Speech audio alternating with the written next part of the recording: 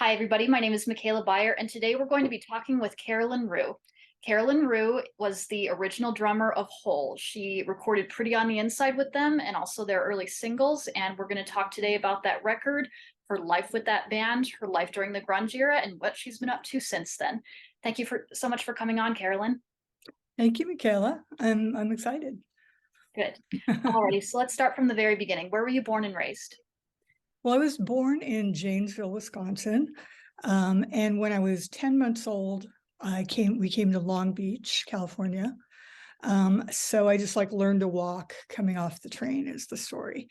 And yeah, so I don't have the culture of my parents got divorced, and I don't have the culture of where I was born, but I appreciate it. Cool. But I'm very much a California girl, man. We Good. went to San Pedro after that, where it was like it's a small world. It was so multicultural.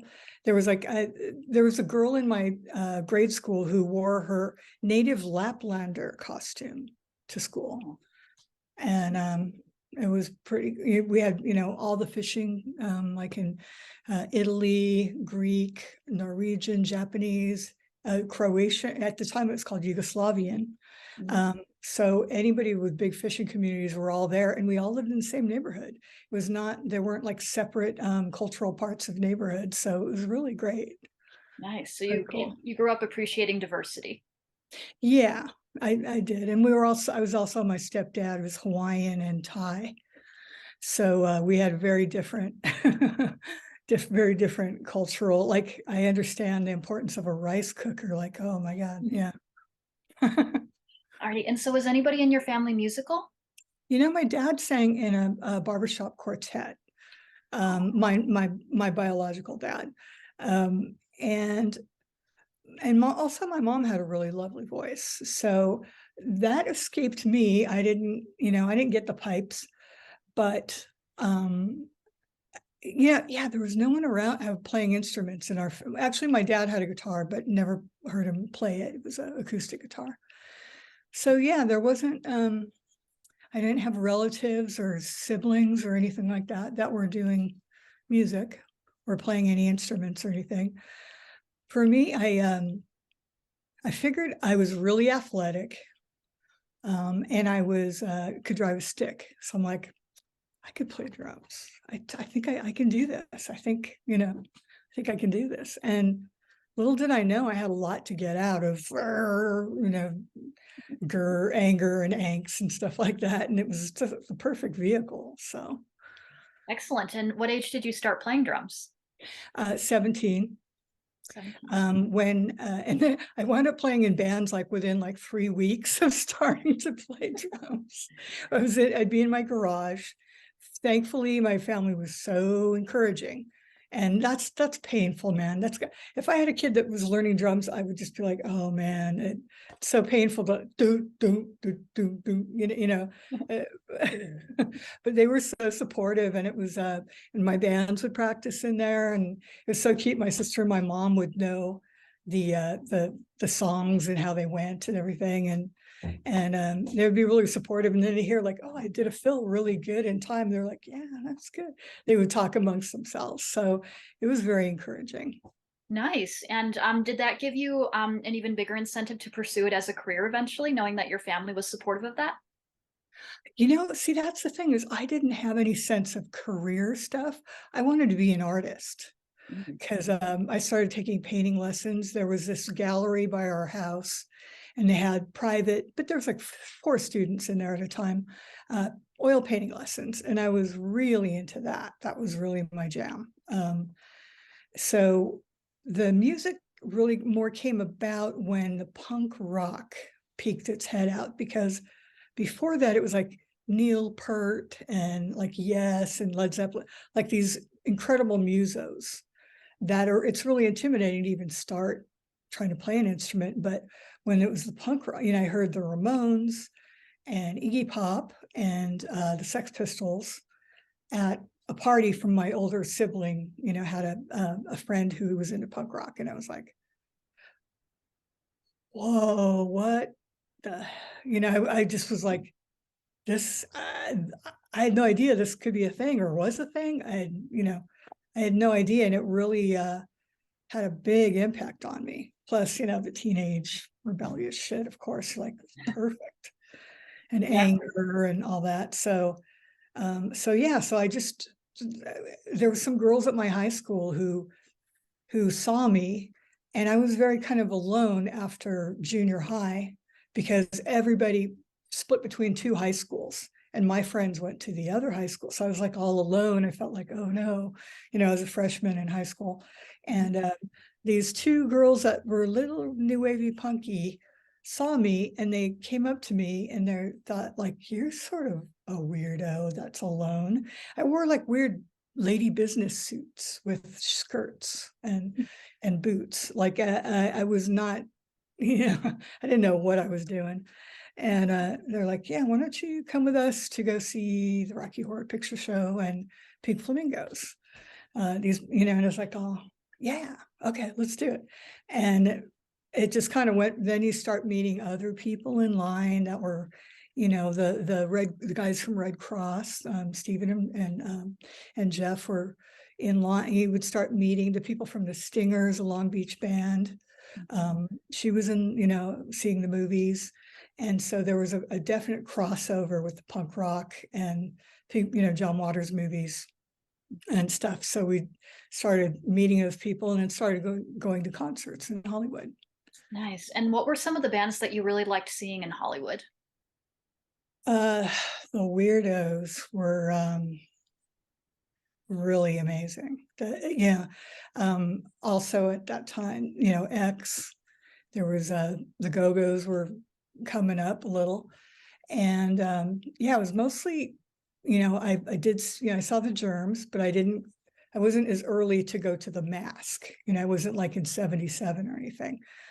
So, but yeah, I was really loved X so much. And I totally copied Exine's hair with kind of like the bangs and the like kind of egg running down your head of different color, like if you cracked an egg and just made the color, that I was really inspired by Exine and the Betty Page, it was like a combo, which was my look back then, and I just, the Alley Cats, God, they were really good. God, there were so many bands at that time. It was,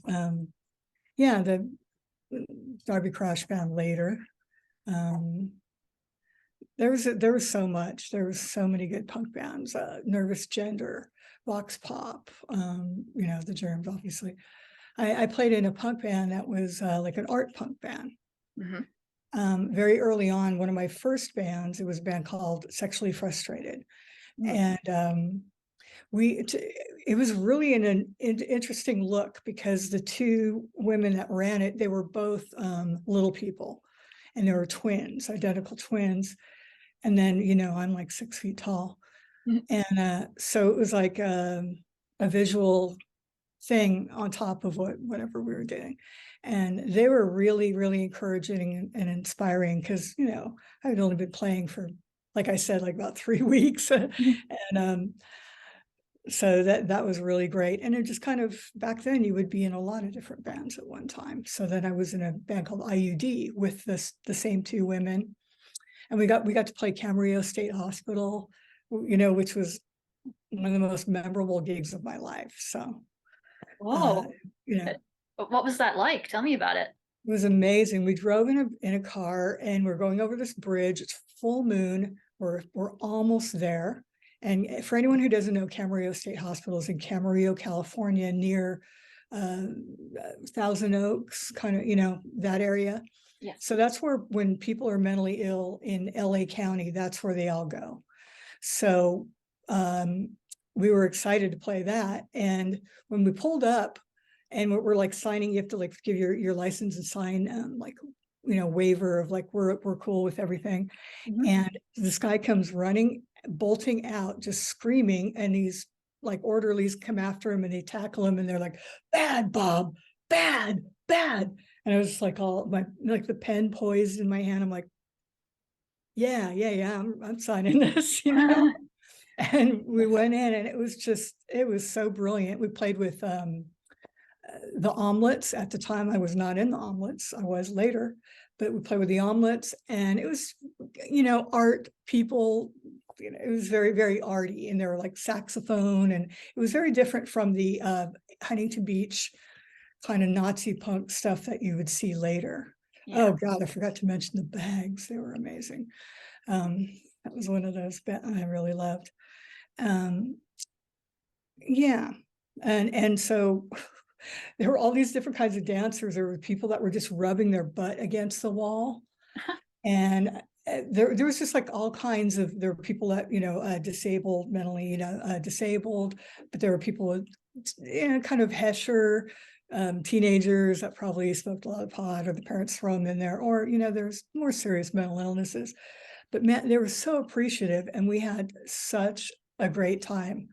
The opening band, she had Linda Omelette was wearing, I'll never forget this, she was wearing a green dildo strap on, and then she just put aluminum foil wrapped around her whole body, which of course that's going to fall off.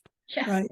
So that it was just like, I just loved how people were breaking fucking norms and rules, and doing whatever they wanted. And people were just so accepting of stuff. There wasn't like these, you have to look like this or you're not punk, it was really very much, and it was so much more inclusive for women. There were many bands with women back then.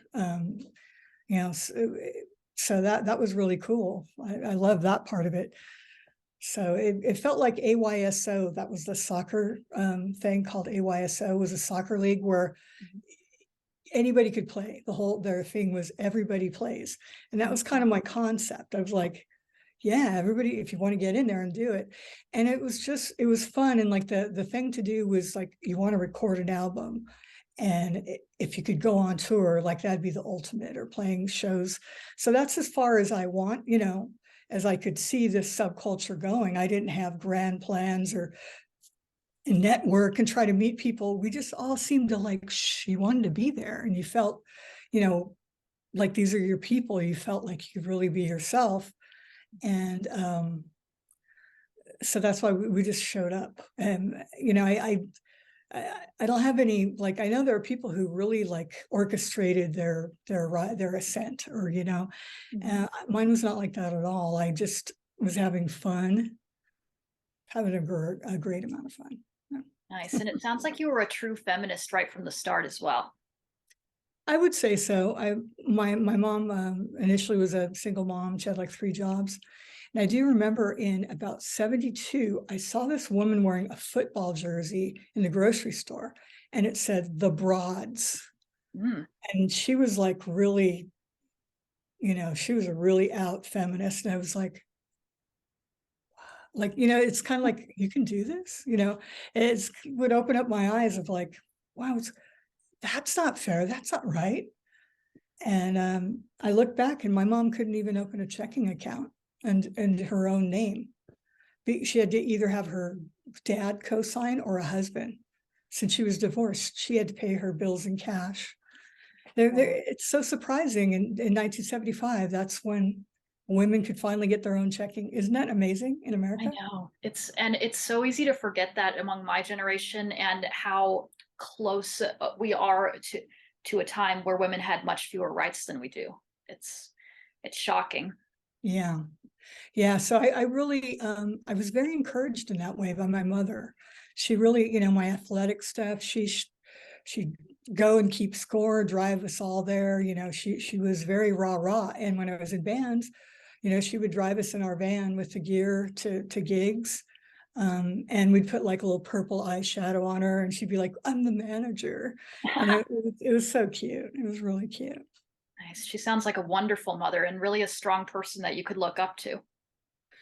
She's definitely a force of nature. Absolutely. Yeah. She was, yeah, definitely. Excellent. And leading into that, what was the time frame between you performing at the hospital and meeting Courtney Love and Eric Erlandson and joining Hole? Well, I played in, a couple other bands for that, we did a recording on, there was a label called Mystic Records in Hollywood. And they did, some early punk stuff and they had one called The Sound of Hollywood Girls.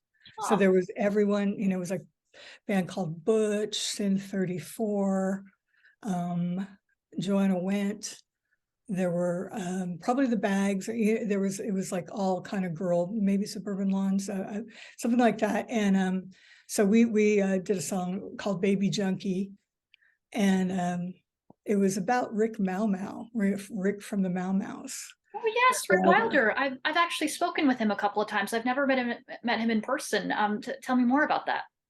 Well, they were like, how he was just like a skeleton man. He was just the coolest looking. We were like, whoa, he's so legit. Oh my God, he's the coolest punk guy. He's really, and so it was like they'd known him so long. They were like, he must have even been like a junkie as a baby. So the whole song was about him as a baby junkie.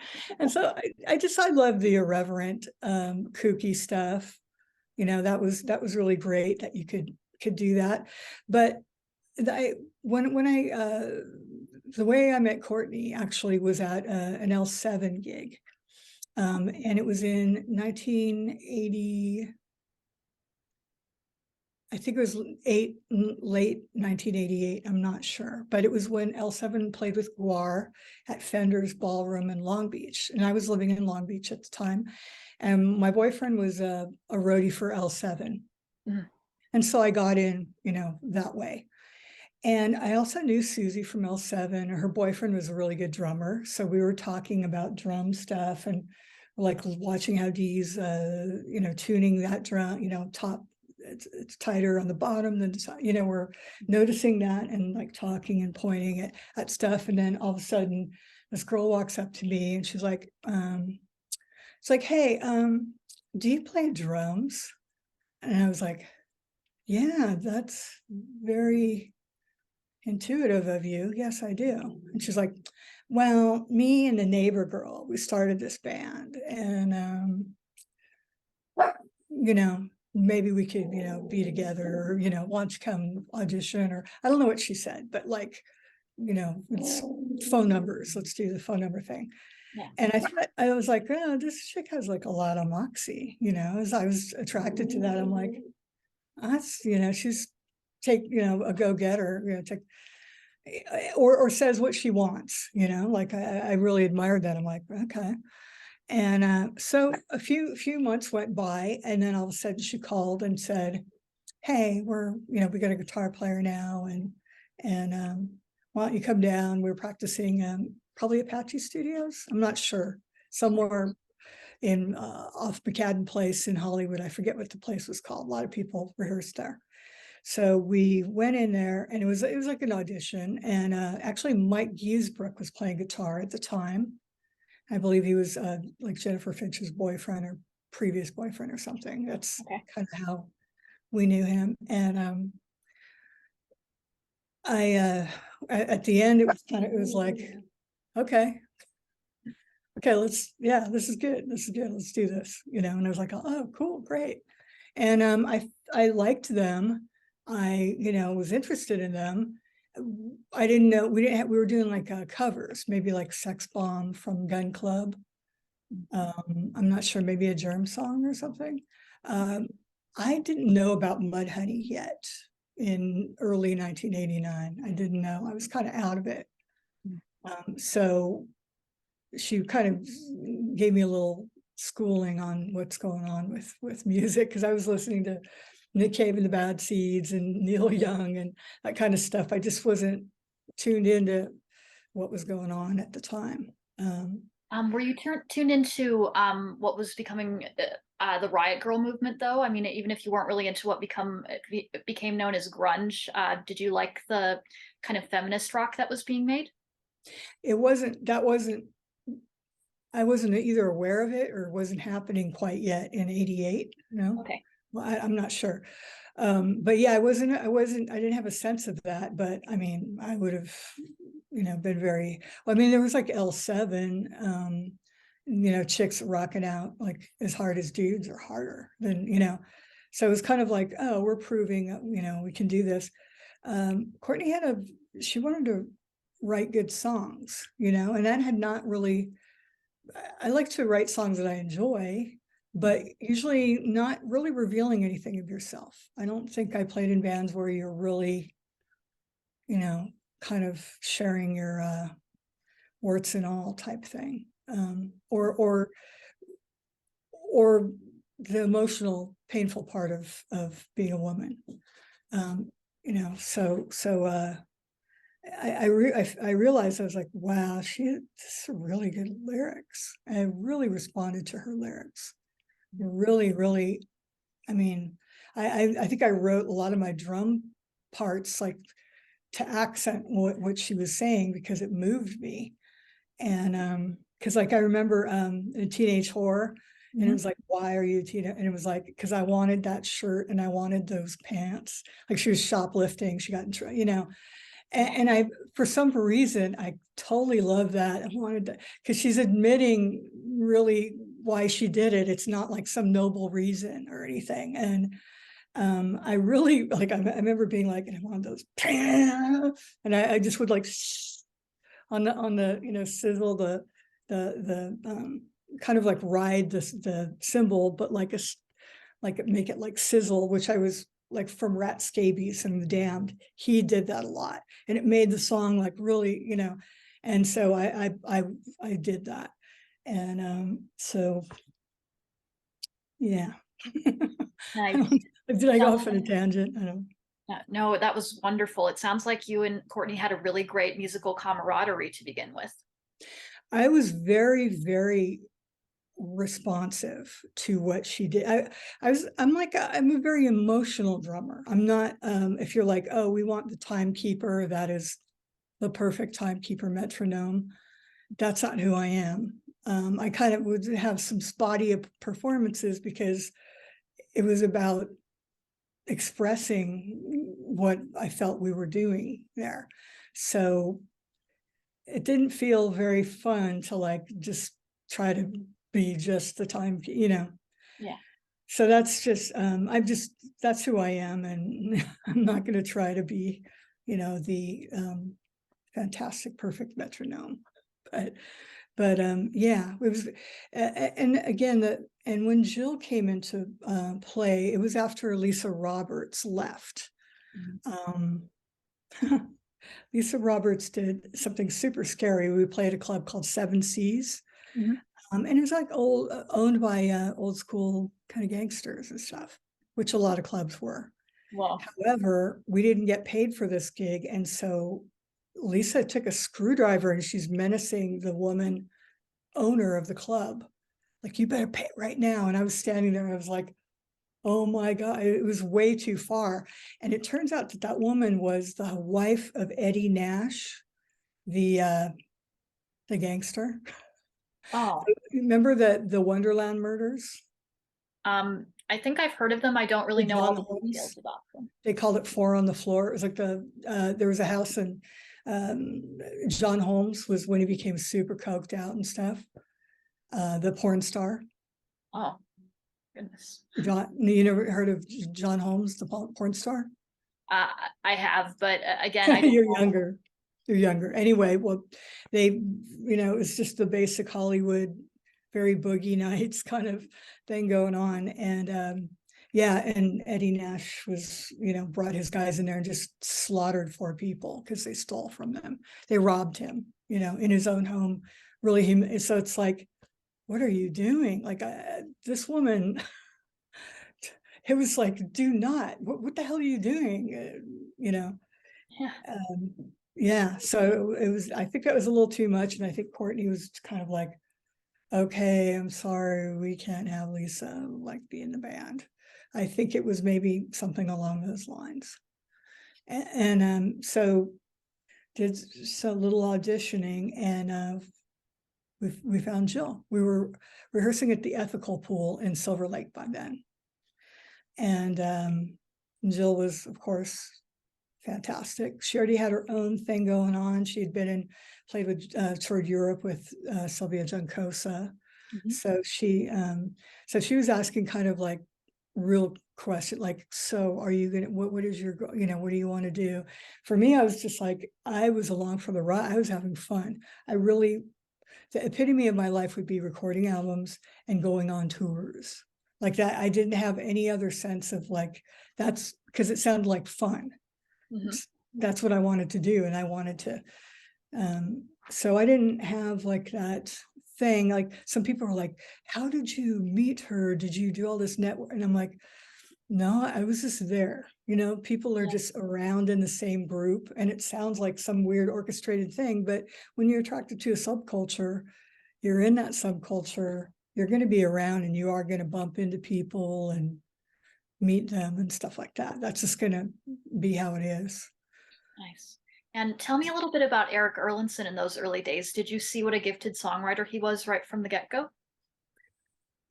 I didn't see that. I knew that he was a good guitar player. I could see that like right away. That was really clear that he had that down, which was great. But it took time to really know what he contributed with the music. How much he contributed. It kind of took a while for me to really notice that. We did, as far as like, do you want to talk about like songwriting and how we did that? Whatever you want to talk about. I mean, I'm a little curious, like how it gelled once you had Eric and Jill and Courtney. I mean, did it feel like it was really a great band and like you had the potential to keep recording the albums that you wanted to? To me, I had these people spoke to me. I don't know what it was, but that combination of people had this kind of chemistry. We might have all been in the same kind of place when we, converged. We all had like a lot of angst and shit to get out, and that became evident when we would play together.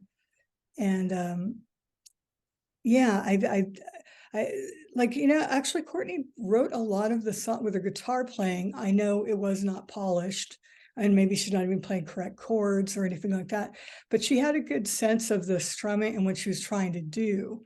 And Eric could, pick up on that. And she just wanted to have a guitar because she felt lame being a woman in front of just singing.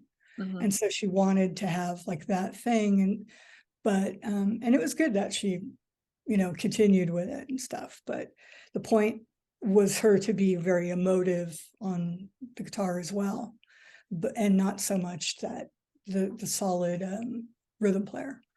But yeah, and us being in a room, what we like, sometimes there'd be like practice and then there's a little break. We take a little break. But then I'd be sitting down and I'd be like thinking of something that we did before and trying to refine it, or think of something totally new. And then all of a sudden, like that's how Dick Nail started, was I did this beat, and then Eric just came in and went da da, to the beat, he just did a chord to the rhythm and the beats that I was doing and the pauses.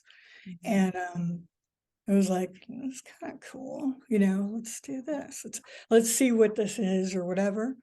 And followed it. And that's how a lot of songs came about, is someone would start something and we would be like, let's try that. Let's see what we do with this.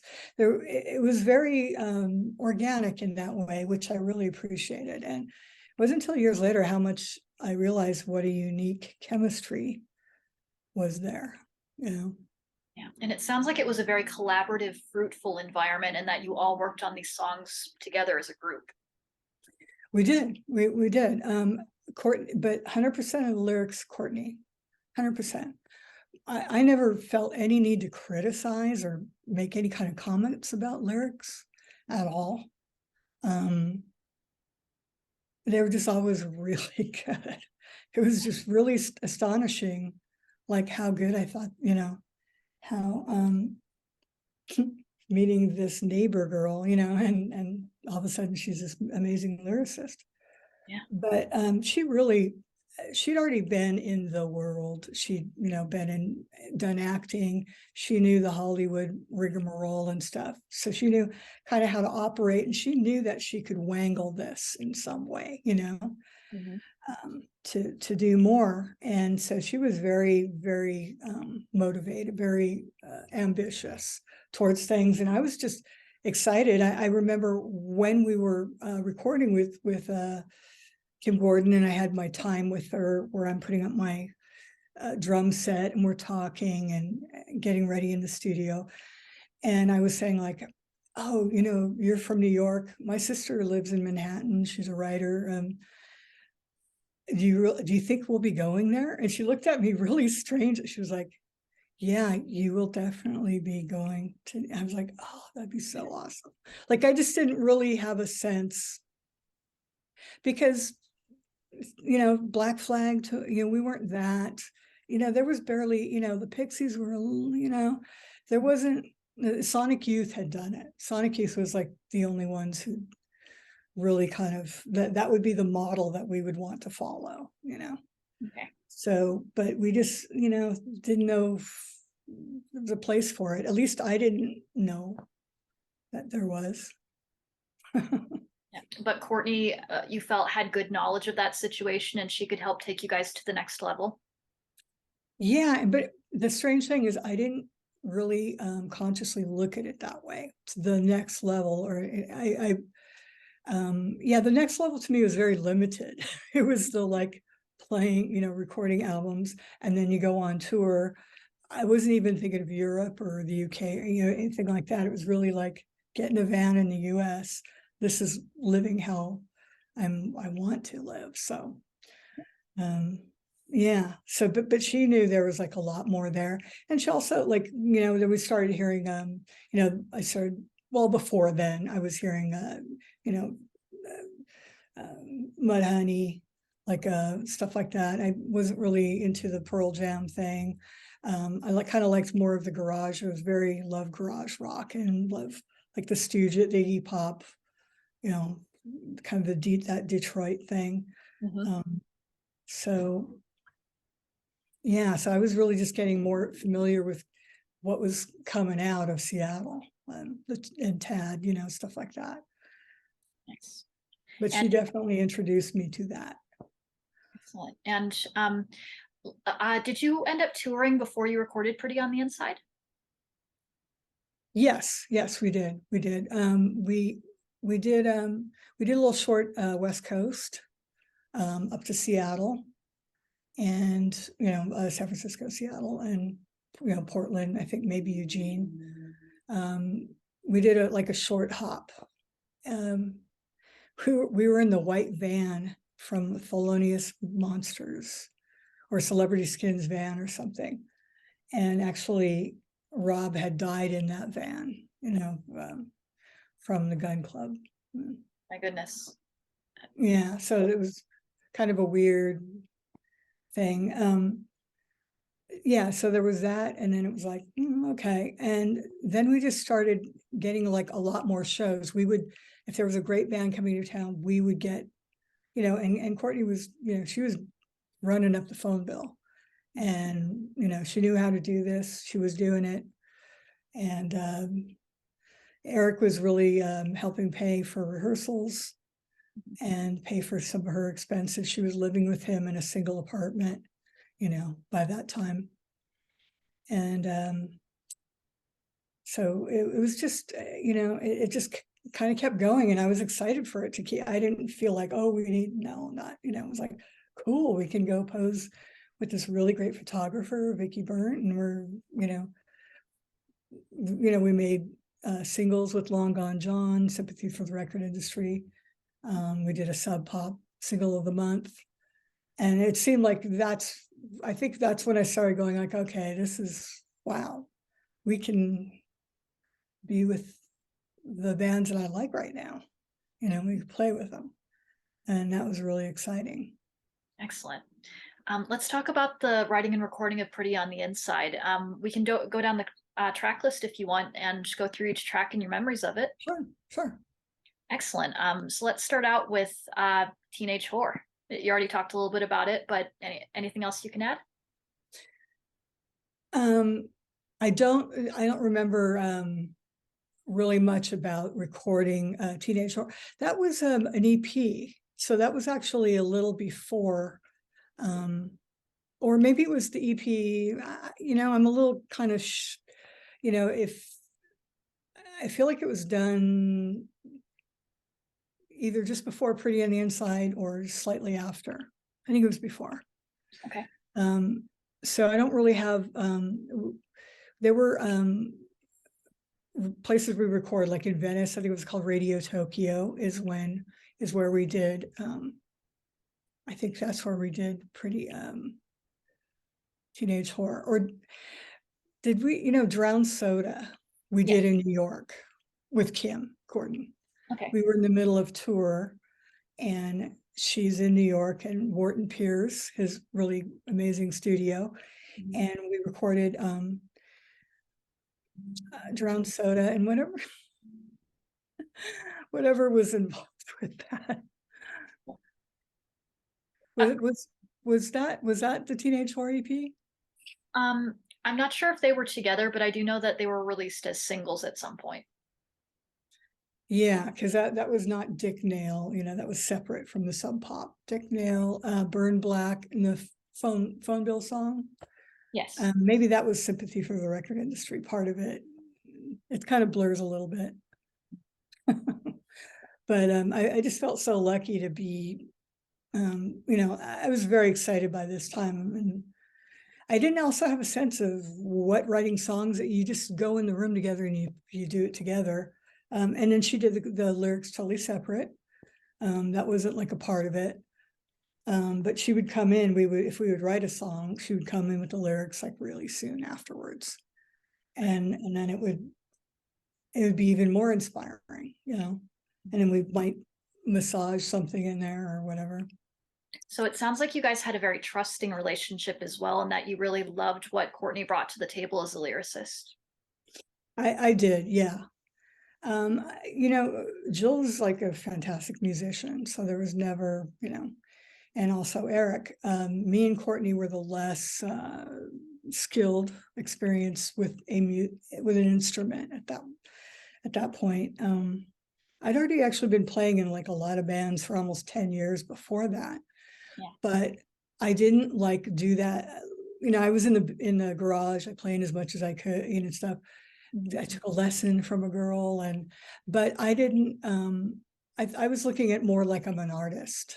I wasn't trying to be like the best musician of something. I didn't, plus it started punk, I started that way. So we did, there was like tension, with me, because I would have spotty performances, so that there was a lot of, tension between Courtney and I, by like 91 for sure.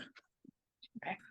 Well, but before that, it's, and it's wonderful to hear what a great partnership you had before that, though, and how fruitful and how rewarding it must have been to have written Pretty on the Inside together as a group.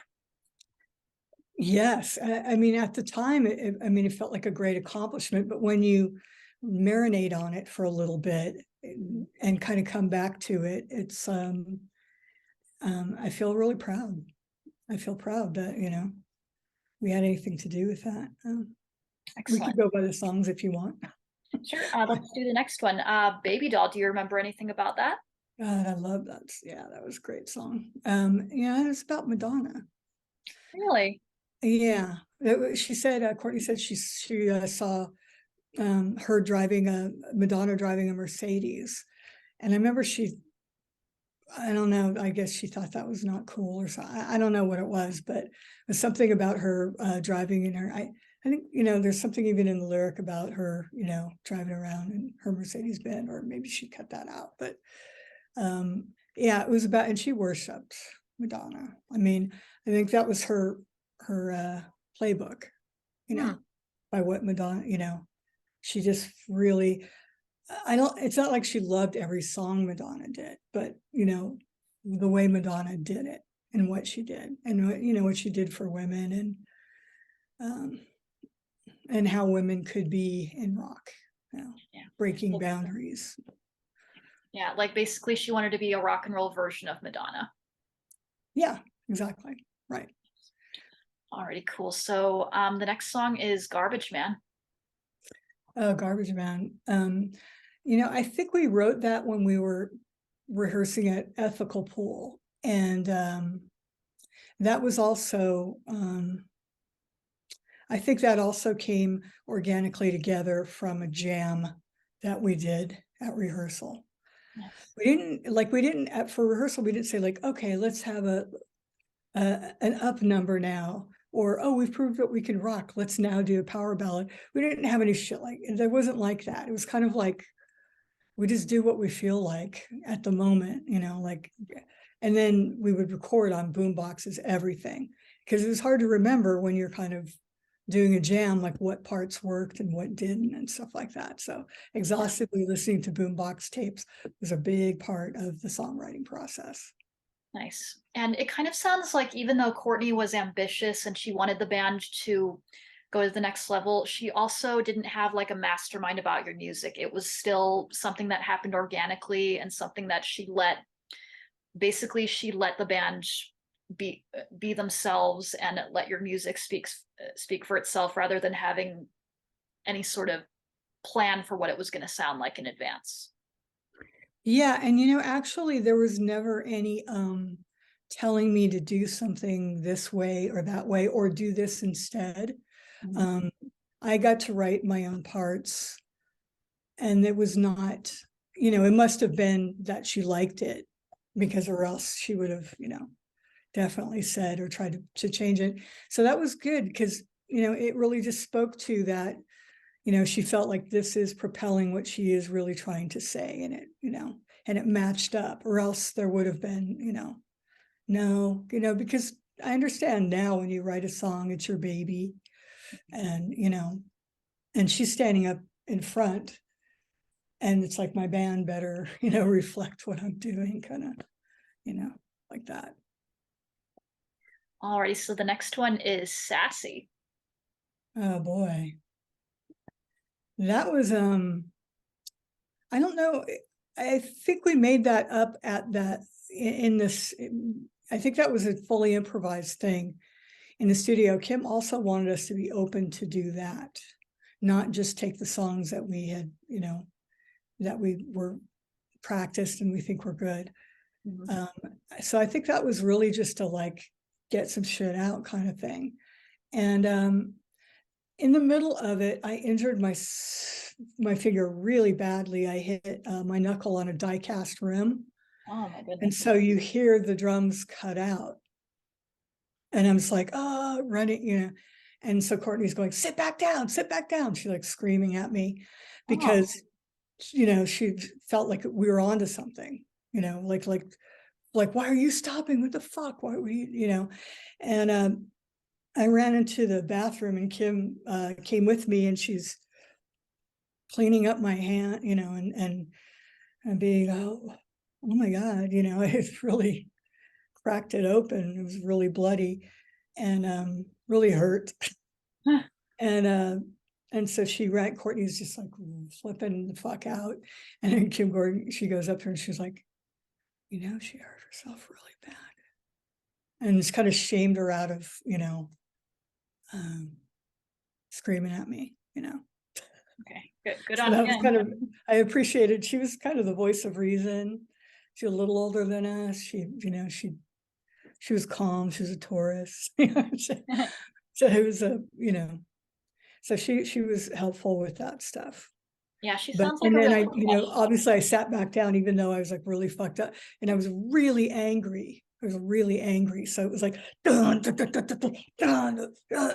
It was like really, and she loved to get me angry because, and then it became a new tactic of her making me angry before we would play, because I would play more passionately angry, Yeah. Now Courtney would get you more angry, not Kim. Yeah, Courtney would try to make me, yeah, that was an actual, yeah, no, not Kim. Okay. Yeah, what I meant before was I think that it sounds like Kim was kind of the professional one, and she knew more about how to be a studio musician. Yeah, definitely, she did, and it was great. She also listened to, asked how you wanted to sound, and would sit there for a bit, and Brian, I think it was Brian Foxworthy, maybe it was, he was the engineer, and so he was there, and she was like saying, "How do you like this?" And I'd be like, "Oh, I'd want some like reverb on the bass, make it sound more big."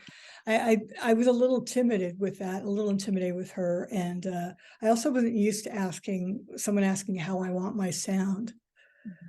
I wasn't really sure. I mean, I knew how I couldn't describe each particular instrument how I wanted them to sound, but so that was cool. Yeah, Jill had a little bit of tension with her because Jill felt that she made it really muddy, the bass really muddy.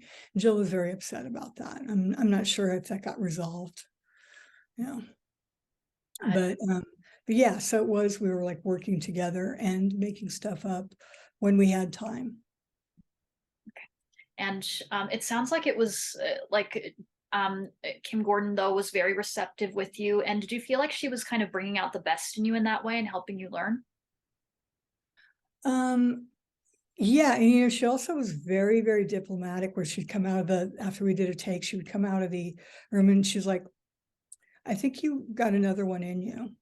Mm. Or I think you can do this better." Like, so like she had faith in us, not the like, "I think you can do better." It wasn't like that. It was kind of like, I think you can, we're almost there, or let's do it again. So she was very diplomatic in that way, and encouraging, which was, I'm sure, something that she learned over the years, and how to talk to people. Because it's your criticism is sometimes hard to take when you've already established this is what we're doing. Yeah. Alrighty, so how about Good Sister, Bad Sister? I think I think actually the way that was, that's kind of about Kat.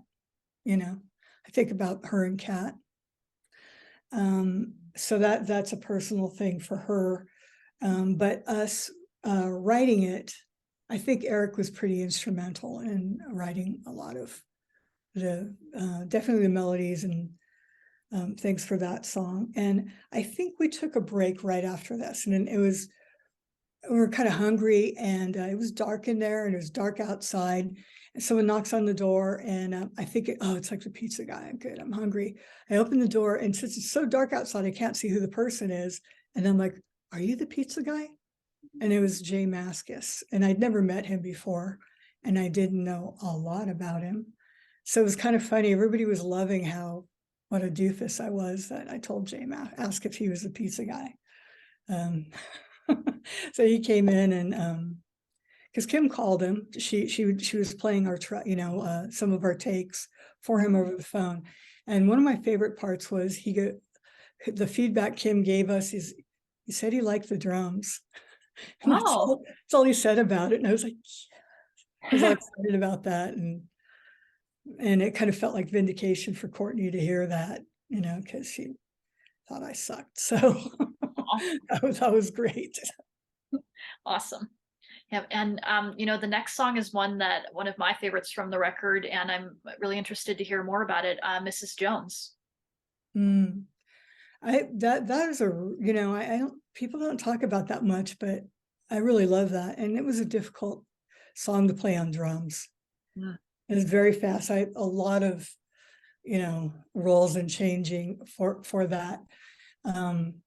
And I think Courtney was more instrumental in the writing of that, even with the guitar stuff. I think that was more part of her. I don't remember any kind of like difficulties around it, like having to take a million takes or anything like that. But yeah, we mostly had it totally ready, and we did it. So I don't think much around that. I can't really remember like that particular song, how that went. Okay. I mean, that kind of packs more of a punch now after the overturning of Roe v. Wade too. I mean, It's Yeah, yeah. See, there, Courtney's flyers are really inspiring. It was just like it kind of reminded me of Exene's um, journals, like the journaling. I was like, all the imagery she would put in there, and kind of the princess stuff, and the rubber goddess S&M chicks, and then the Bible verses of a woman's mouth is a big pit or a hole, a hole that, things like that. And it was coming from very interesting place. I didn't know much about Teenage Jesus and the Jerks. I knew about them, but I really didn't know what Lydia Lunch was doing and stuff. So I didn't know the inspiration for that kind of what she was doing with that. But yeah, I really related to the fucked up paternal, patriarchal shit with Christianity and religion in America, and I just deeply resented it. Yeah. and you guys were kind of right in the belly of Reagan's America, and how this kind of silly, falsified version of Christianity was becoming more normalized in the mainstream. Yeah, that was just a really difficult time emotionally. As soon as I voted, I was old enough to vote. I got to cast my vote against Reagan. I was excited about, because everybody knew what he was up to. Later, we found out a ton more, but we knew enough at that time that this guy, no fucking way. And it made for a lot of good music. It's like when you have a really repressive, shitty president or government in place, it's kind of when the best music happens. Yeah. Yeah. Good art comes out of that rage and that fuel. Yeah. So that was definitely, they definitely were throwing the lighter fluid on the gasoline on the flames with what was going on with legislation and the economy. And yeah. Yeah, I guess kind of the pain of the Reagan era, we owe grunge to that. That's really true. Yeah, I would totally agree. A lot of punk rock and probably grunge too. Yeah. Alrighty, so the next track is Barry. I like that song too.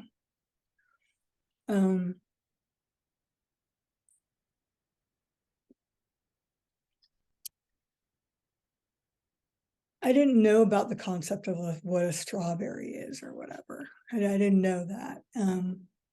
So I didn't really know what was initially going on, because I'd read her lyrics. She'd write it down and have it on the floor when we were practicing or learning it or something. The next track would be Loaded. That was I like all of these songs. Loaded, feel like that was really kind of a more Courtney and Jill writing the at least the beginning, not the chorus part probably, but that was kind of more, and that was written ahead of time as well. That wasn't just a spontaneous one at the time, but I felt every one of those songs. And I mean, like when I was playing it, like I fucking meant that shit. I mean, I didn't write those words, but it's like she was like speaking for me in a way that I couldn't English myself. It really tapped into some things that were both empowering and painful, but also very cathartic. Yeah. Nice. And the next track was Starbelly. Cinnamon Girl. You remember? Cinnamon Girl. Okay, because I know because we clearly we would refer to it as Cinnamon Girl. That was kind of the thing about it. Yeah, I think that was a little bit more of an Eric inspiration, because he could play that on guitar, and that happened at Ethical Pool during practice, like either during a practice or during a break, and we were like just having like oh fuck yeah, because I already like told you I was like playing way too much Neil Young before I joined the band. And so I love me some Neil Young, so that really spoke to me, and I clearly like already knew how to play the whole song on drum. It's instinctively. So that was really great. I love that, but I really think that was an Eric thing. That really, but Alrighty. Eric was in on it. Awesome. Alrighty, and so let's get to the last two, Pretty on the Inside and Clouds. Probably the most well-known part of the album. What are your memories? Pretty on the Inside, fucking great song, man. It's really, I mean, we usually would open with that. That was usually the thing that would launch into the mayhem as people started to learn the lyrics, Mhm. Um, and it's such fucking great lyrics. It really, I'm still astonished by it. It really, really spoke to me. All the uh, horrible stuff through, in my childhood, and you dynamics with my family, and with other people. It just really, really, really spoke to me. Um, just really angry at, because I was so athletic. Actually, here quickly, in fourth grade, we'd play handball, but with like a ball about this big, with a red rubber ball against a thing, and I was very good at it. So apparently, my teacher lined up every male in my class, and I beat them all twice before the bell rang. Yeah. And I never was told the reason of that. And I still don't know her reason for doing that, but I think it might have shown the boys something. I think that might have been it. I kind of don't think it was for my benefit per se, because I was already confident. I mean, I just went out and did that, and I was very aggressive with, sports. So, and that, but as I realize, I'm like, oh, yeah, we don't have to do what guys do, but we can do things better than they love to do, better than them. We can. It's a thing, you Yeah. know. It's not like I never. Yeah, pardon. It turned into an affirmative moment for you. Yeah, it was yeah, validating. It's kind of that's sort of I realize it's sort of an echoed sentiment. I'm like, it was validating because uh, second guess your perspective, or your opinion on things. I did a lot, and so it was just always helpful when someone also had this kind of overview perspective, as a reminder, like, okay, okay. When you have the imposter, I'm a fraud, I don't belong here. I'm not going to be landed. What we're going to be, Courtney's like, we're going to be landed gentry. We'll never have to work a job ever again. And it's like, constantly that in my ear it turned me sort of into an asshole a little bit. Like some of my friends were like, you are a monster. What the hell? And I just, you know, I realize now that insecure people do not manage a little bit of social cachet coming their way. Yeah. It's usually the people that have a supportive family and supportive friends that are down, and they keep them, they don't all of a sudden go off and start thinking they're the greatest thing, and they're out of, I'm in rarefied air, and Yeah, exactly.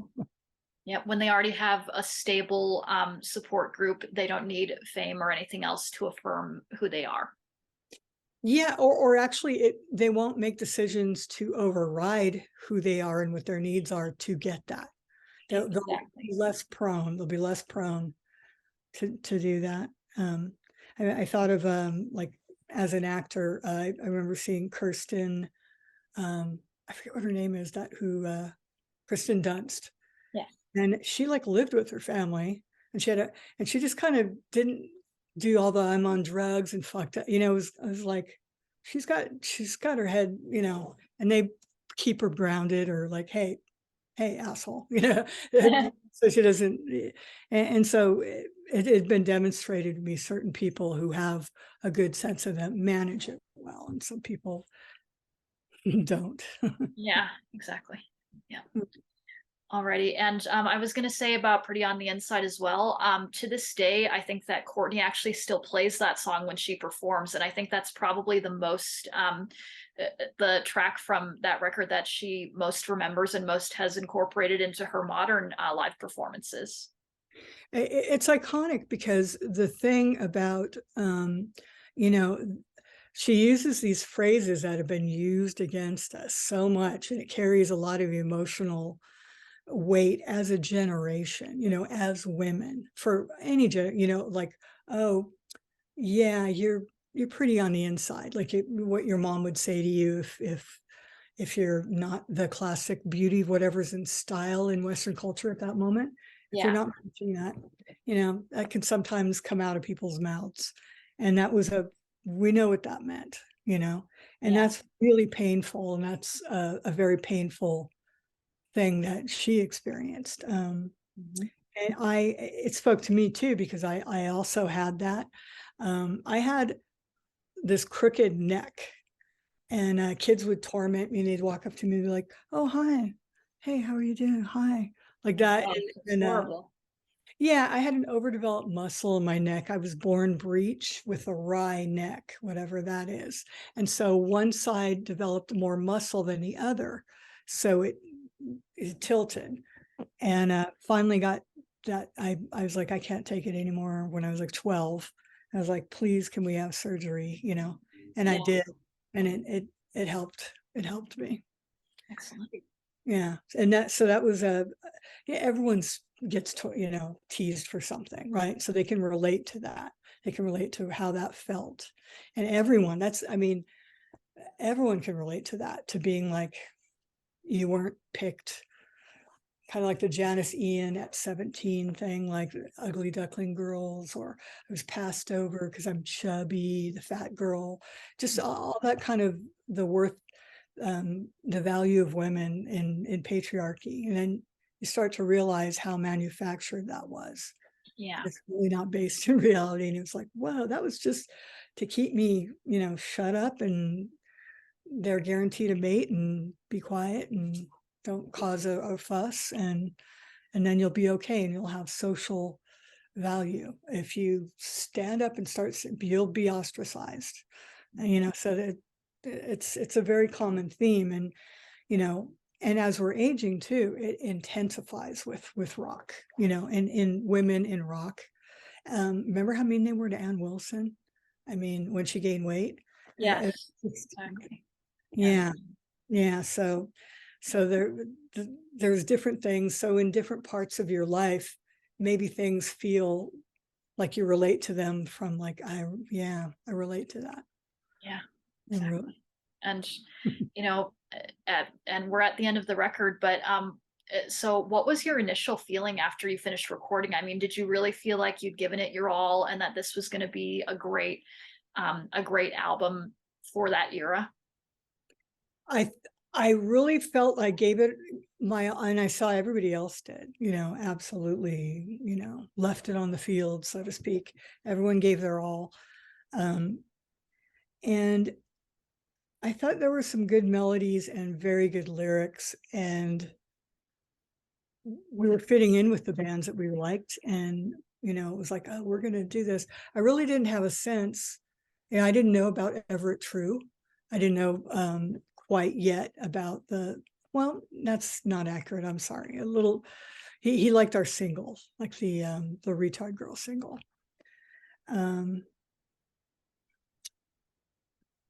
But yeah, I didn't really have a sense of, history or anything like that. I was really loved being a part of it. I loved, when we go on tour, I would make friends with all the bands.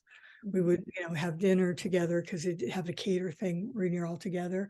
And then you make some serious friendships because you're around each other many, many hours a day, every day for like 6 weeks. And so that was, freaking great for me. I loved every part of performing. I loved recording and I loved performing. I prefer recording now than performing. Okay. Yeah. And how much longer did you stay with the band after the release of Pretty on the Inside? Um, I was I was kicked out on my answering machine. I think it was in June 92, Okay. May 92, something like, yeah. Yeah. So it was she was already pregnant. We had done Over the Edge, Mhm. that box set. Remember with Napalm Death and Nirvana, Skin Yard, a bunch of right. The Wipers covers. Yeah. That was really the end for me. Is I was actually pregnant. I didn't know it. I was engaged, Oh, and she was showing. She was pretty really pregnant, and I was very sick, and I had no idea why. I felt like I'd had the flu for like weeks, and I had no idea why. And Eric goes, "Maybe you're pregnant," and I was like, and it turns out I was. And whoa. Was uh, that exciting? well, it wasn't, because my relationship was ending. My because I was gone too much. I was gone too much, and he was not a person to be left alone, and I wasn't aware of that. Oh, And so that fell apart. So I had a very rough time of, I got on my answer machine, kicking me out of the band after Eric gave me money for the abortion. And I just came back from getting an abortion. And oh my gosh. my I didn't know that. I'm sorry. yeah. So it was like the two very, very big parts of my life were in a 24-hour period were and then my fiance like went to an S&M party after he picked me up from, he's got me a fat burger, and then so I was just really in hyperspace. I didn't know, like, a lot of my identity had been stripped away literally in about within 6 hours, three different aspects of my life. So yeah, I he didn't want it. My fiance, he didn't want it because it turns out he was becoming a very serious alcoholic. I didn't know that. And he was very depressed. He had like black eyes under, like it looked like he had two black eyes literally for months. He Yeah. couldn't sleep. And he's like, I please, I can't, I don't want it, I can't have it. And so, and then also Courtney was like, we're going to be with Sonic Youth in November in Japan. Yeah, pretty sure. Don't think that's going to do so good with playing drums. So it was kind of like, okay, like as a part of my career move, and what I'm going to have the abortion, and and then Just a and then little. and then she just kicked me out anyway. It was, I was kicked out 3 times, a total of 3 times. So I know some people don't know that, but Yeah, I mean, I didn't know that. And going back, like, um, what made the relationship between you and Courtney deteriorate, if you don't mind my asking? Because it sounds like you had a great partnership to begin with, and that you really played well off of each other. Like, was it your playing? Was it a personal thing? I mean, what led to you ultimately leaving the band? well, sometimes people have, there are things that they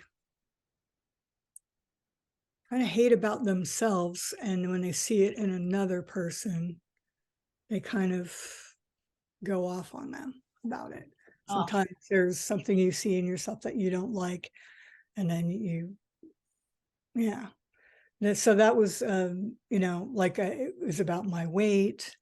Um, and then it was like the first time I was kicked out was she chastised in the middle of a show. I think it was at the Gaslight or somewhere. And she's like, play faster. Like, she's like doing this. And I felt she was publicly humiliating me. So I was taking drumsticks and nailing her in the back of the head with drumsticks while we were playing. And after then she's like, and Eric's like, she's really mad at you. You're like kicked out. Okay. Yeah. And it was like, okay, you could come back if you just like do Slim Fast and cigarettes and then play drums every day, take drum lessons, you know, so it was like, okay, I have to do this. So I like did the thing I'm supposed to do. And then they kind of auditioned some people and they didn't find, so she kind of you know, brought me back because she liked how I played. She really liked how I played, but she wanted me to play like perfectly, like play my tendencies, but like really, really like Dave Grohl or something, you know? Yeah. So yeah. So it was like, and then I just would, you know, comply. I'm lost weight. I'm doing you know, I'm doing, but you know, it's a very strange thing that was a very quick ascent. It was a very fast within a year. I mean, there were bands in LA that were just like, what the fuck? They sucked like 5 minutes ago. Now they're like, whoa. You know, and it was like we played so much, we practiced, we took it seriously. We, you know, we went on tour, we played, and then so we were getting like more realized of what we were trying to do and playing it well, better. Yeah. And so I'm sorry, I'm sometimes lose my train of thought, but It's okay. I mean, I agree that you guys got better. And I mean, as much as I like Patty Schemmel, I mean, I have to think that perhaps she made a mistake in not keeping you. Like, and I knew nothing about the things you just described in leading up to that. And let me just say, looking at the pictures, I mean, you look adorable and you dress so well. Like, I don't know where her attitude came from, and that's terrible that she did that to you. So I'm really sorry that happened. Um, I mean, yeah, there was a lot worse experiences with, you know, her saying, I made you, you know, things like that. And like I need to be grateful and do whatever she wants me to do at any given moment because I don't even belong here. You know, one on her, you know, so that it keeps the insecurity. You know, people that are manipulative, that it's what they do. That's a tactic they do. And you know, and you know, like in a Smashing Pumpkins, she would talk to, you know, like Billy and Kurt and stuff. And then Billy's like, I can play any song I want to because I have Jimmy Chamberlain, and he could play fucking anything. He's like the you know, amazing drummer. And then kind of what happened with Chad Channing with Nirvana, and then Dave came in, and then it was like still. And so that also had a thing like she wanted a Dave Grohl, you know. She wanted, so that's kind of, it just got more and more tense that way. And you know, she you know, you know, they would audition a bunch of people, but what happened was she'd be like, do it like Carolyn does, but just better. Like that's what, you know, people told me. You know, they're like, I auditioned and this is what she said to me, you know, and stuff. So it's like, it was like a, you know, it's kind of funny. My birth name was Carolyn Rue, uh-huh. and she misspelled my name. That's why it's Caroline Rue on things. And she just, on the first single, she wrote Caroline instead, you know, and it was kind of like, that didn't bother me. Just don't call me Carol. That would really, I hated that. So, but it was like, Caroline, that's okay. You know, that's fine. And then it was kind of felt like it was made up like Rue and Love, you know, Love and Rue, like love and hate. And then, you know, like what's in a name? Like they thought my name was a stage name. And it was like, I was so annoyed by that. I'm like, no, I have a birthday. Should I show you? But yeah, so there was just, yeah, tension.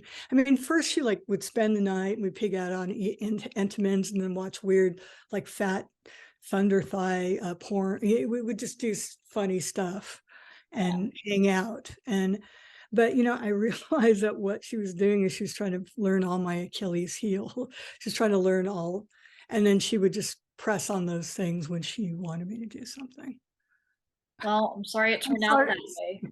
that way. I'm sorry. I know people love, I know they love her, and I don't want to just be like, oh, you know, oh, she's this or she's that. I mean, she's a musical force to be reckoned with. And you know, she should get credit for everything that she's done because she's pretty fucking amazing. She's charismatic.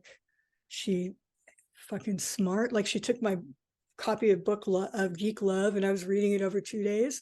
She's like, within like 4 hours, she's done. She is a speed reader. She went to Montessori school. So, I mean, she's a fascinating person, you know. There's a lot to, you know, and she was a fucking maverick, you know. She'd say things that are unpopular, you know. So, I mean, I admire like a lot of what she, you know, of what she did. And, yeah, and I'm glad that there's a woman fucking shit up. Yeah. Yeah. And the thing is, I mean, I appreciate you being honest. I mean, I understand whatever I admire about her as a musician. She's a person. She's got good things and bad things about her. And I don't know her well enough to judge her on the whole, but still, I mean, I think that it's worth it to be honest about your experience with her and what you went through and the good and the bad. And I think you're doing that. So be as honest as you want.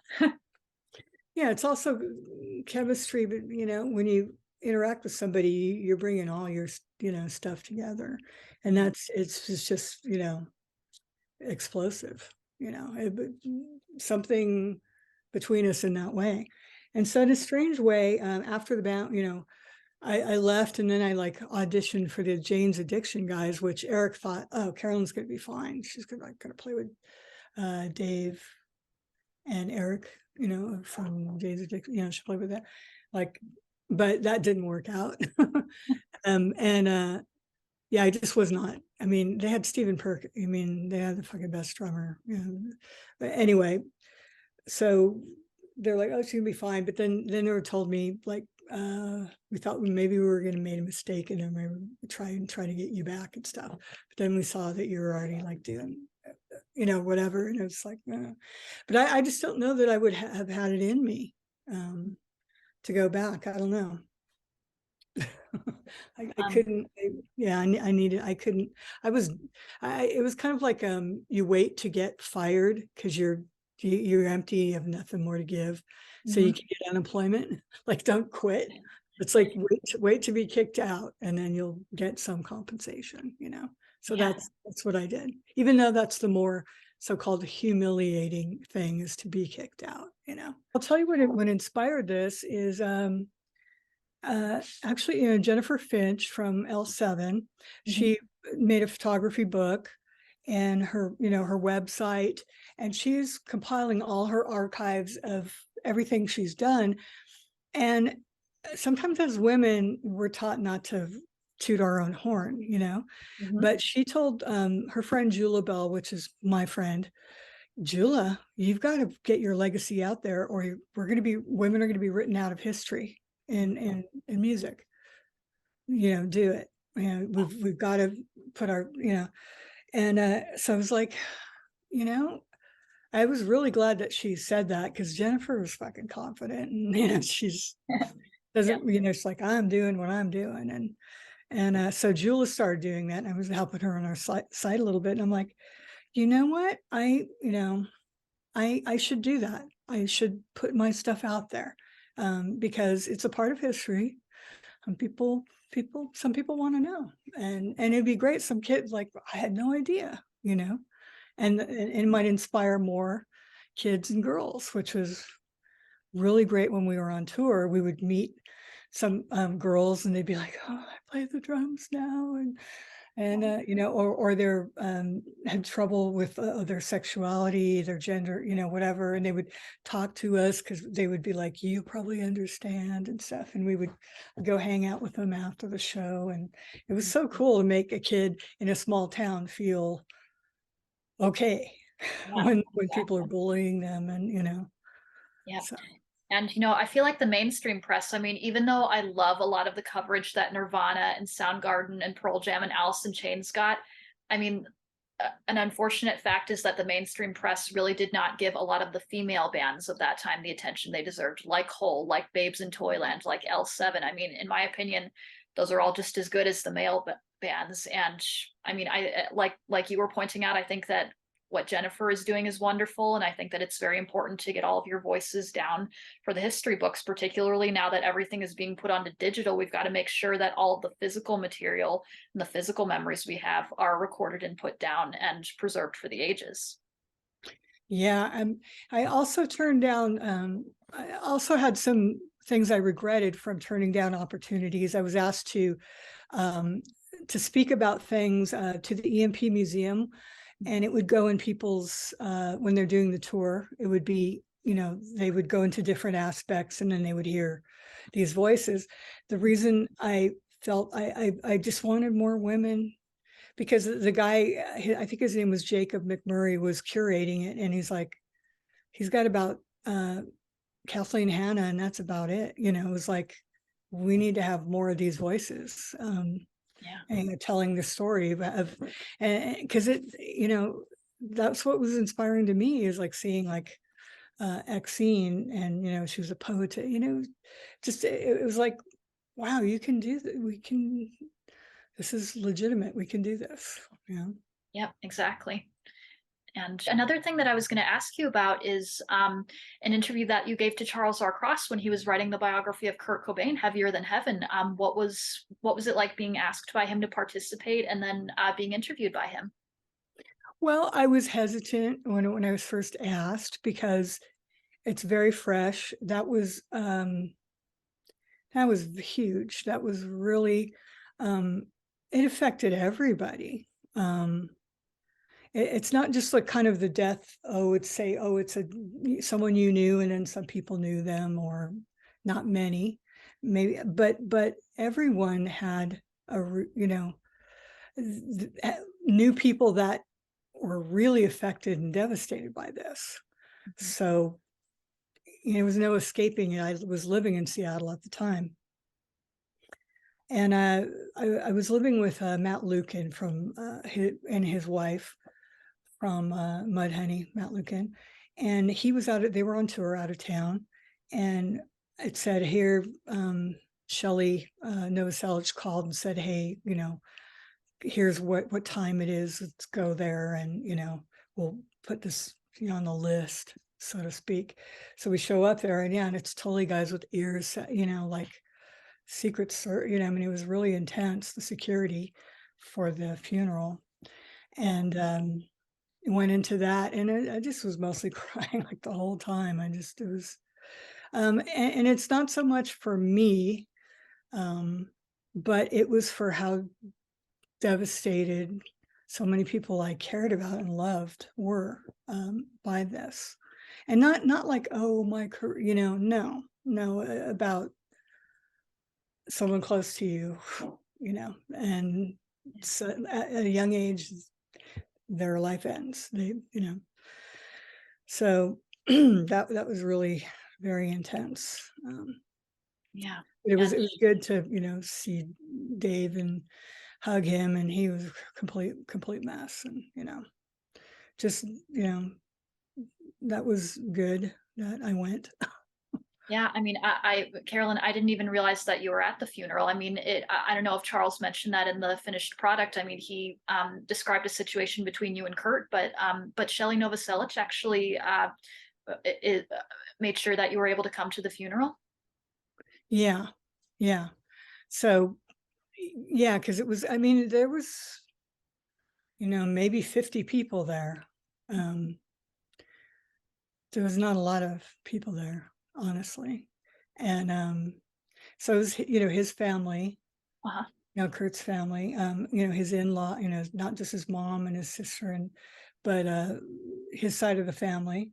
And then there was, all like the Sub Pop people, and all the people he knew, and his band, and all that stuff, and Whole people, and just anyone who was close there.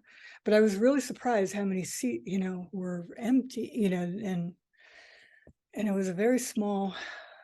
Yeah. I when I left, one thing I noticed that was very sad was Kim Deal was sitting on outside, kind of far away, on a concrete bench, and just her head in her hands, and just devastated. Just, I didn't go and try to talk to her or anything. Well, I had never heard that story before either. Yeah. I mean, we'll come back to Pretty on the Inside eventually, but now that we're on the subject, did you know Kurt Cobain fairly well? Well, I would say I didn't really know him. I was around him. Um, I had like very few private moments with him, like not very many. When it was like I think it was, we were on tour and we played some dates with Nirvana in Europe. Mhm. I think that was that like maybe December 91, something like that, Yeah. Christmas time. Yeah. And it was just like, okay, they're definitely boyfriend, girlfriend, and it's getting really serious. So I went, his dressing room, they had really amazing fruit. We had less, Mhm. and there was an orange in there. And I just like took an orange because I was hanging out there and whatever. So I go and I sit in this back stairway that was kind of like a fire escape, Yeah. and got the orange right there. And he just like came up and sat down with me. And so I was like talking to him, and I was like, welcome to the family. I was really, and opening the orange and eating, and sharing it with him and stuff. Yeah. And we just had, a nice little conversation, some nice moments there. And it was really nice because, Courtney was like later, she was like, he was so excited. Your band was so nice to me. And they shared oranges with me. He like couldn't stop going on about how that was such a wonderful thing for him. And then I was like, this is a cool guy. He cares about the moments, Mhm. He's not trying to, he doesn't care like who's meeting some stars or something. He Mhm. really felt touched by a moment, and that was really huge for him. And then I remember I was like, I like this. I really like him. Yeah. I like this guy. It wasn't the first time we met him, but it was just when I had my first time alone with him and stuff. Okay. Um, on that note, we did not get to become friends. Actually, there was I went to their apartment in remember in the Beverly district when they had on like Fairfax and around there. Yes, I actually, it's, I think about a 10-minute walk from Cantor's Deli. Yeah, yeah, yeah. And so I went there and was hanging out a bit and with some drug stuff going on. And he was, in his pajamas, and he was like, okay, let's, and then so I sat on their bed, and he was excited to tell me he had a dream. He had a dream about me. And then so Courtney's in the hallway, and I'm sorry, man, but it was very Betty Davis, like smoke and just being, you know, kind of power scary person. Yeah. And he Like, goes, did she think that like Kurt was trying to flirt with you, or maybe you were trying to flirt with him because of the dream comment? I don't think she was thought I was already engaged to be Oh, married, and I was very in love. okay. Um and so he was like, that kind of thing where somebody has a more excitement about you than what the reality is because they had a dream about you. Oh, Right? You think you know them better, or you're like, oh my God, you feel like So he was like, I had a dream. And I go, oh, really? What was it? He goes, we were in Aberdeen and we were like riding bikes in my neighborhood. And I was like, well, what kind of bike? What kind of bike? And he goes, 10 speeds. And I was like, were the handlebars turned up or were they down? And he was like, they're down. And he was like all excited. And we're just sitting on their bed next side to side, and Courtney's pacing in the hallway and mhm. smoking. And she goes, well, he needs some female friends, but not you. Your tits are too big. And it was just like the turd in the punch bowl. And it's like we had like a innocent, fun, cute thing Yeah. going on, which was not flirt, it was not at all like that. Okay. And then he just like looked down at his feet, really ashamed. And then I'm like looking down at my, I'm like, oh, okay. And I left kind of shortly after that. But he she was just, his first girlfriend was a big girl with big boobs, and she just thought he was attracted to that, and it made her insecure. Did you want to talk about a little about Charles Cross? That interview? Yeah, if you could tell about that, that would be great. Okay. When he first reached out, I was very wary. It was pretty fresh. There was just a lot of, it was a lot of stuff. My sister called me from New York. She goes, "Get out of there. Get out of there." It already, like, Kristen had already, it was just like and I'd been hanging out with Kristen. So it was just like, it was a lot of too much going on there. And so I spoke to a couple people that he interviewed, and I'm like, okay, he seems like he's not going to be a sensationalist or whatever. Yeah. So. And he had been the editor of The Rocket, which was a very respected publication in the Seattle community. Yeah, and he, he was kind of, he was steeped in that world, and he seemed to have a good reputation. So I was like, again, before Jennifer said, make your legacy, it's like, don't just hide and write yourself out of history. Go ahead and contribute to this. Yeah. If you have something to contribute, do it. So one thing that was kind of tough is he attributed some quotes to me that wasn't me, that I said. So that was a little weird for me, which I understand, because you're recording. Yes. And sometimes voices will sound similar. So, and then a couple things that I said were attributed to someone else. So, but I think it was an honest mistake. Okay. Do you remember what the quotes were, and who your quotes got mixed up with? Well, mostly it was about the getting, the drugs, and doing drugs with him, and me saying something like, he acted like it was all natural, but it wasn't natural, like how hard he was hitting it. Mm-hmm. But that's really strange. I didn't see how hard he, that wouldn't have been something I would have said. Okay. So I was very confused. It also kind of sounded like, oh, I was around him all the time. And I wasn't, Okay.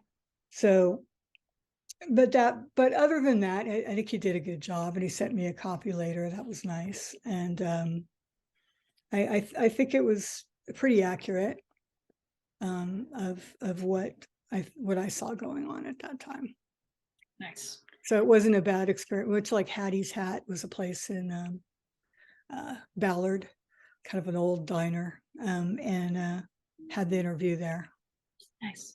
And yeah, and he asked, I remember being very serious. He asked some very intense questions, and I answered them very, matter of factly, or rather as emotionally as I felt about them. I didn't kind of dial it back. So Nice. I'm sure he appreciated that. And like you said, that book was written so soon after Kurt passed away, and it must have been so painfully fresh for you and everyone else. yeah, because everyone I was around was affected by this in one way or another. They would be crying, they missed him. I had so many dreams of him after that. It was really strange. It was really strange how many dreams I had of him after that. So I think we had like a little connection, but it wasn't allowed to develop. Okay. One other thing that I wanted to ask you about was the Behind the Music episode on Courtney Love. Jill Emery was interviewed for that. Were you asked to participate? Because I was a little surprised that they didn't have you on to talk about Pretty on the Inside. Not to my knowledge. I don't believe I was contacted about it. Okay. I wish that you had been, because I mean, you have such a wonderful story to tell, and I mean, I think that the episode would have been even better if they'd gotten you. I think so too. I mean, yeah, definitely a more full, complete story too, and everyone remembers different things. So it's, I totally agree with you on that. Jill remember, things that I had forgotten about. And I also didn't realize, I realized that, I knew she didn't, the fighting, that was really rough for all of us, but I didn't know that she was upset that they would pick on me and stuff. I really wasn't aware that that was something that bothered her so much. And Yeah, she made it very clear in her interview with me that that was not something that she was willing to stick around for very long or that she enjoyed. yeah, actually, when we played one of our very last shows, we played in at the, I think, Cattle Club in Sacramento with Smashing Pumpkins. We were supposed to do a Smashing Pumpkins West Coast, Oh, and it got cut short because we played with them at the Whiskey. And I don't know if people know that that was the night that our roadie was murdered. Joe Cole, right? Yeah. My goodness. Yeah. So we were supposed to leave in the morning to set off for San Francisco, the I-Beam, and some shows with and then go up to Portland, maybe with Smashing Pumpkins. And yeah, that really to put it mildly, put a cast a pallor over the whole thing. And both Jill and I were exhausted by then, and we drove up separately. We're just like, we can't take any more of what's going on. We're just, let's just, me and Jill and Jill's partner and my fiance, we were all friends, so let's go together. Mhm. And we had a super great time with that. And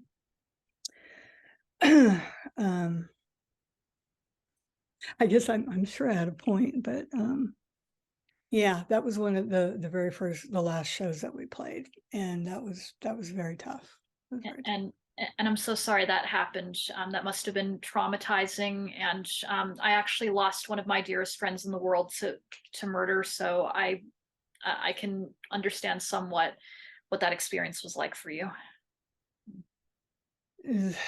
Yeah, that was another one of those, like, bigger than some of its parts, not to be disrespectful or indelicate, but so many people were also affected. Joe was beloved. He was like the Black Flag Road. He just had a long history with Sonic Youth, and just so many people loved him. And Yeah, he was a beloved figure in that community, even if the mainstream rock press didn't know his name. yeah, they didn't. Actually, here's something that was very strange. On the tour, before we came home from that, we were in New Orleans, Uh-huh. and Courtney, and he had a Super 8, a high 8 camera, and he was filming everything. Mhm. And I think it became, was it Hole in the Van or something like that? The footage became something that was put out as a documentary. Yeah. And they went to a liquor store, and apparently some guy just shot some guy. Like, I don't know if they saw the thing actually happen or the aftermath. And the guy was like, it was very graphic. He was like gurgling on his own blood and like saying, "God damn it," just saying, "God damn it." And Yeah. Courtney was like, "Film it." And then Joe was like, "No, no," like totally freaked out by that. And it was so weird because it's like he did took the high road and did not do that. And then as soon as we get home, he gets murdered Yeah. by a gun. It was really weird because it was like, if he had done the really kind of gross purient interest thing of filming it, then it kind of would have been like, wow, some weird kind of karma or what. But that was really strange. That was really. I mean, it illustrates what a good person he seems to be and how undeserved his own violent death really was. Oh, it was very, yeah, apparently it was, I wasn't with them. They dropped him off at his house. He was with Henry Rollins, his roommate. Yes. Henry was at the show. Mhm. I think he was helping us with t-shirts or something. It was very nice. And after the show, Joe was a roadie, and they dropped him off. He lived in Venice, Mhm. like almost 4 a.m. And of course they're vegetarian and they're like hungry. They're dudes. They're like, "Oh, we're gonna go get something to eat." They went to the store and they came back and were accosted, in front of their house. Jeez. They're right by, it was a crack thing back then, little crackheads robbing people. Yeah. And that's how it went. So that was it was really strange how that was so stunning, but Jill and I were just so exhausted that we were just like, we just want to go in our own car together. We don't want to. So Eric had to drive all the gear in a van alone, like the 8-hour, like San Francisco long drive. He was very upset about that. But yeah, that And was yeah. did it really feel like that was kind of the death knell for your time in the band? I mean, how? Yeah, it was. I really uh, what it turns out is Stacy, Jill's partner, said, "You guys go easy on yourself. You've been so like you've been brainwashed, okay? Go easy on yourself. Go, you've been through like, and she knew, she was there all the time, and she'd sometimes come to practices. So she saw everything and she heard everything. So she was like, you guys go easy on yourself. You got to recover from this. And it was it was very validating, because sometimes you just think it's all, you're not strong enough, you're not equipped, you can't, but for someone to observe it and they're not emotionally in it, they can see it very clearly. Say something like that where it sounds really melodramatic, but I agree with her. It really took some time. Yeah, it sounds like she provided some clarity to the situation. She did. That was really felt validating. It was strangely calming. And it's like, thank you. Kind of like you're heard, like and they do understand. And it's not just some random person saying it. She was there. She knows. It's not just someone suit saying you that knows, just cares about you, but wasn't there. So, yeah. But the strange thing, it was just incendiary. And then they always are like, oh, that's the greatest chemistry, that's what it takes to get that kind of chemistry. Yeah. But I'm really proud of what we did. Really proud of it. Yeah, and I'm curious, like, what did happen after that? I mean, did you wind up joining another band? And if not, then what was the next step for you? Yeah, I play with this guy named Dave Stone and Mackie, and we already knew that Dave Stone was a good friend of Eric's, and he was a really great musician who he's played in LCD Sound System and the Melvins, and stuff like that. He wound up, but I played in a band with him and Mackie, and Mackie was Buzz's wife, Buzz from Melvin's wife. So it was, I guess, pretty Melvinsy band. And it was called Hydra Fist, and we played a few shows, and it was good. I thought it was a really cool band. But then I kind of joined another band with David and his girlfriend. I was just kind of doing some things, and then I wound up it's kind of too much went on. There was like a lot of crime where I was living in Silver Lake at that time, and my car got not carjacked with a gun, but carjacked, and I was like, I don't think I can keep dealing with this crime shit in my neighborhood. And so the guys from Mudhoney, they're like, hey, we got we lucked out, we bought houses, come stay with us for a bit, get away from there. And so I went up there, and then I wound up coming back and brought all my stuff because I'd been hanging out with them more than my real friends at home, so you have that bond together of, when you're touring and stuff. So that's what made me go up to Seattle in 93, late 93 or something like that. Nice. And what happened there? I mean, did you immediately start playing music again, or? Sure. I played with a band that we called American Dream with Debbie Shane. Debbie Shane, she was Dale Crover's girlfriend, and we keep doing the Melvin thing. And pardon me, try to ignore that, it's a little too far away. Yeah. With Dale, with and then also this guy from Some Velvet Sidewalk was our bass player. So we started, getting the people from the Seattle, but started playing with some people. I did some kind of various bands, and then I wound up doing a band called Mock It from Olympia, and I love their record. Their first record was on Kill Rock Stars, and I was like, I started working with Matt Steinke and really admired, just amazing. And Audrey, she could just play anything by ear. You could hum something and on the piano like super fast.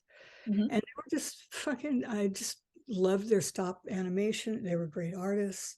I totally adored what they were doing. And so we made a record on K Records, and we did a US tour, and came back. And then they wanted to play with a band called The Need, really cool band. So they wanted to combine the two of them with The Need, and they were really into doing projects like, it wasn't like, here's a life, we're a gang, we're a band, they were more into that. And I was really wanting to stay in the band for longer, but they went and did another record with them. So I've worked with, I noticed that I really liked arranging songs. I worked with this girl named Tiffany Anders, who was from Los Angeles, and she moved out to Seattle, and I met her through Leslie. That was one of the bass players in Hole. She, I went to go see the R. Crumb movie, and she worked at the movie theater in Seattle that I worked at. And she's kind of like, okay, she's a weirdo going to Crumb all by herself. Okay. And I was like, hey, I'm playing it. And I'm like, oh, really? And she's like, yeah, you should maybe play with. And I'm like, okay. And so we started playing stuff together, and we played out with, we got a bass player from Sleep Capsule. It's amazing. This guy named Jeff Tobin. Really amazing. And so I've got to be in some cool projects, play on some people's records, and do stuff like that. And I just kind of was at an age where I didn't want to sleep under a sink in South Dakota at a Motel 6 anymore, because I did. I was kind of like, I don't know if I want to do. I really would like to just write songs with people, and but in the interim, starting in like 97, I went back to school to be a webmaster, to learn, be a web developer, web design. And so then I started working in that, and it was intensive, a lot of hours back before the bomb, the .com bomb happened in Seattle. Yeah. So that's how I've done to kind of keep my day-to-day thing going, because the royalties, you can't live off them. Yeah.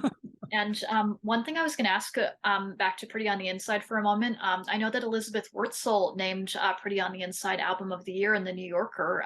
Do you remember what it was like hearing about that? It was really, really exciting. Like, when that would happen, it really just kind of felt like a win for women. Like, it was always bigger than us. It was like, this is a win for women, because they're not, this is fucking great. Being taken serious as a songwriter. I mean, of course, Stevie Nicks was taken serious as a songwriter, but the rock women rock, it was few and far between that. And it was like, there were so many there were few, so they were iconic. It wasn't just like with men, there were just so many. And it was just, it really, when that happened, it really felt like, a win, as my little girl seeing that feminist lady with the broads, I'm a broad, on her, being like, wow, she's like, I don't have to, I'm gonna do what I want to do. And my dad went to sea for a long, he and I related to him because he had tons of adventures, and so I was like, I don't want to have kids. I want to make records, make albums. Those would be my kids. Because it is, you create it, you put it out in the world, and you can't control what happens. People like it, they have this interpretation of it, or whatever happens to it. Exactly. So that is my idea of babies. having babies.